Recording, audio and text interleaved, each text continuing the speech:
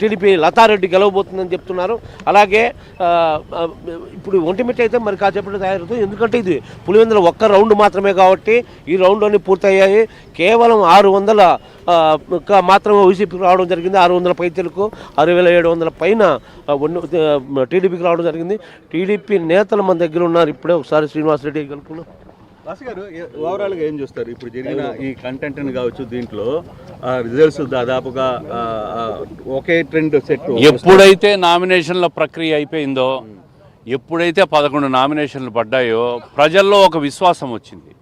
ఈసారి ఎన్నికల్లో పోలింగ్ జరుగుతుంది, వైఎస్ఆర్ వాళ్ళు రిగ్గింగ్ చేసుకోరు, వాళ్ళకు తగిన గుణపాఠం చెప్పాలా, వాళ్ళు చేసిన అరాచకాలన్నీ కూడా వాళ్ళకు అర్థం కావాలా అనే ఉద్దేశంతోనే ప్రజలు ఆ రోజే తెలుగుదేశం విజయాన్ని నామినేషన్ల రోజే ఖరారు చేసుకున్నారు. వాళ్ళ మనసులో పెట్టుకున్నారు. ఓటు దొరికింది.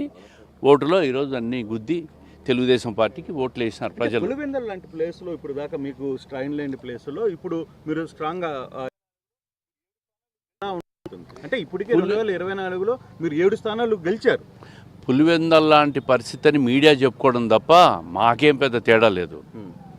పులివెందుల్లో అయినా సమయం వచ్చినప్పుడు గెలుస్తాం, ఎక్కడైనా గెలుస్తాం. మాకేం ఇంకొకరు దాంతో ఎన్నిక వచ్చింది, పోటీ చేశాం. తెలుగుదేశం పార్టీ రాష్ట్రానికి అవసరం అనేది ప్రజల్లో మీరు మారండి.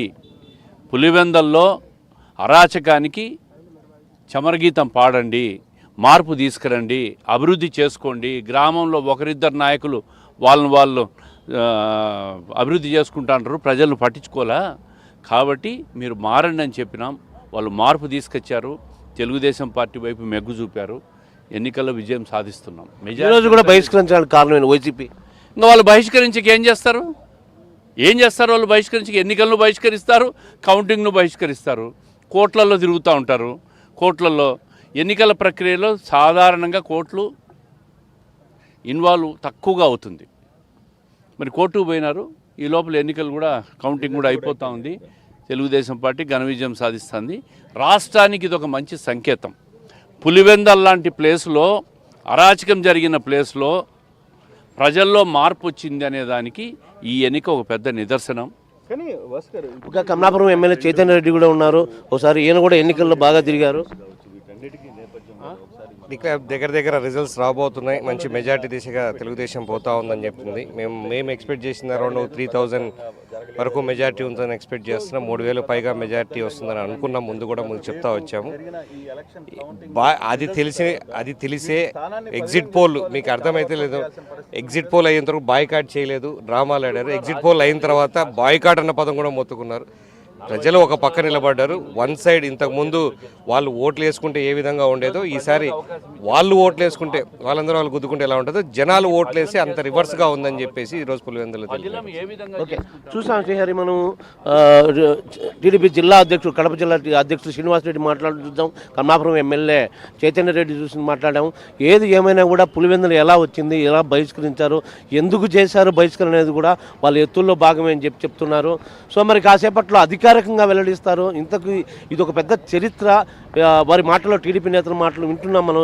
పెద్ద చరిత్ర అని చెప్పవచ్చు.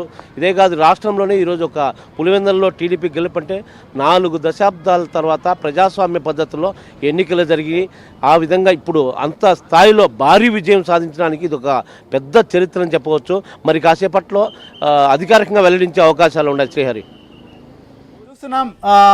శ్రీనివాస్ అప్డేట్ కూడా తెలుసుకోండి ఒక్కసారి. అధికారికంగా ప్రకటించబోతున్నటువంటి పరిస్థితి. ఆల్మోస్ట్ ఆల్ ఎవరికి ఎన్ని ఓట్లు వచ్చాయనేది కూడా స్పష్టమైపోయింది. కాబట్టి ఇక అధికారులు కూడా తెలియజేస్తారు. మొత్తానికి పులివెందులకు సంబంధించినటువంటి జెడ్పీటీసీ ఉప ఎన్నికల్లో తెలుగుదేశం పార్టీ అభ్యర్థి మారెడ్డి లతారెడ్డికి 6735 ఓట్లు పోలైనటువంటి పరిస్థితి. ఇక వైసీపీ సంబంధించినటువంటి అభ్యర్థి హేమంత్ రెడ్డికి 683 ఓట్లు రావడం జరిగింది. సో 6735 ఓట్లు లతారెడ్డికి రావడంతో టీడీపీ విజయం సాధించింది. ఈ విజయం కూడా సంబంధించినటువంటి విషయం పైన అధికారికంగా ధృవీకరించాల్సినటువంటి పరిస్థితులు మనకు కనిపిస్తున్నాయి. మనం చూసాం, ఏదైతే ఏబిఎన్ స్క్రీన్ పైన ముందే ఇచ్చాం, ఏదైతే